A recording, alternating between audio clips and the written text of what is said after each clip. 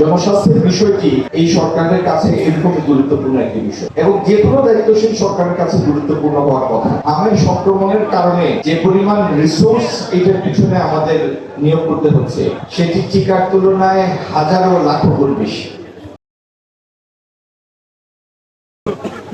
আজকে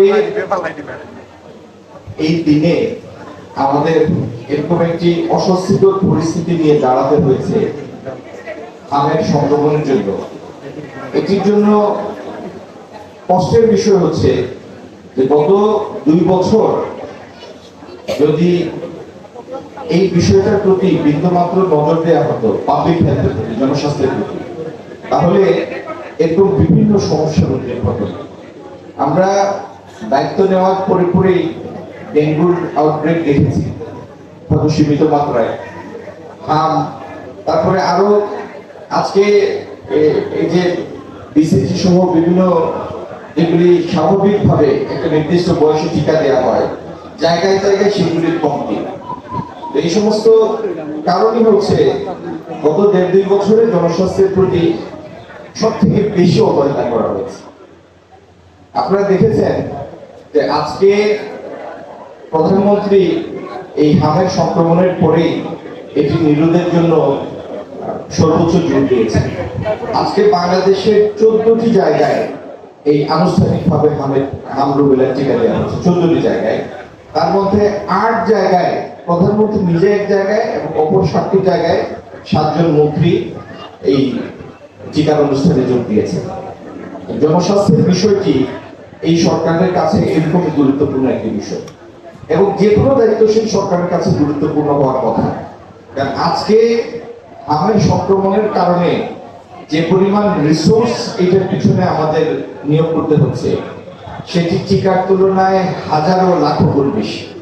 প্রাণহানির কথা তো বাদই দিলাম। আমাদের সিলেটে এখানে আসার আগে যেখানে আমের মিজেলসের চিকিৎসা দেওয়া হচ্ছে আমাদের সদর হাসপাতাল 100 শয্যার, সেখানে আমরা গিয়েছিলাম। আমার গণমাধ্যম ভাইয়েরা আপনারাও ছিলেন সেখানে। এই পর্যন্ত 407 জনকে চিকিৎসা দেওয়া হয়েছে। দুর্ভাগ্যজনকভাবে তার মধ্যে 5 জনকে আমরা আমাদের মধ্যে রাখতে পারি নাই, তারা আমাদের ছেড়ে চলে গিয়েছে। তারপরেও এখানে সার্ভাইভাল রেট 99%। এবং আমি ধন্যবাদ জানাই ওসমানী মেডিকেলের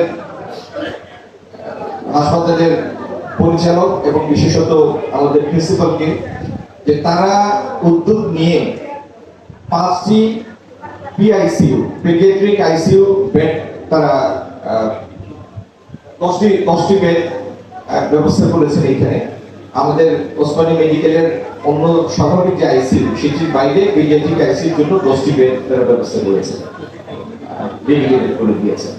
তো ইনশাআল্লাহ এই জনসচেতনতা তৈরি হওয়ার পরে আজকে যেভাবে আমরা বেগবান করে কর্মসূচি শুরু করেছি টিকাদানের, আমরা অচিরেই ইনশাআল্লাহ এটার প্রকোপ সীমিত হতে দেখব। আর আগামী দিনে জনস্বাস্থ্যের আমরা যে সমস্ত দীর্ঘদিনের প্রচলিত টিকা দেওয়ার যে রেওয়াজ আমাদের মধ্যে আছে, প্র্যাকটিস আছে, সেই জায়গার যে কমতি ইনশাআল্লাহ সেগুলি আমরা দ্রুত দূর করব। প্রাথমিক শর্ত হলো সুস্থ থাকা, ইমিউনিটি, রোগ প্রতিরোধ ক্ষমতা। বাচ্চাদের রোগ প্রতিরোধ ক্ষমতার ব্যবস্থা প্রাকৃতিক ভাবে আল্লাহ একটি ব্যবস্থা করে দিয়েছে এবং সেই ব্যবস্থার নাম হচ্ছে মায়ের কোল। কোন শিশু যেন তার এই অধিকারটা থেকে বঞ্চিত না হয়, প্রত্যেক মার সেটা খেয়াল রাখা উচিত।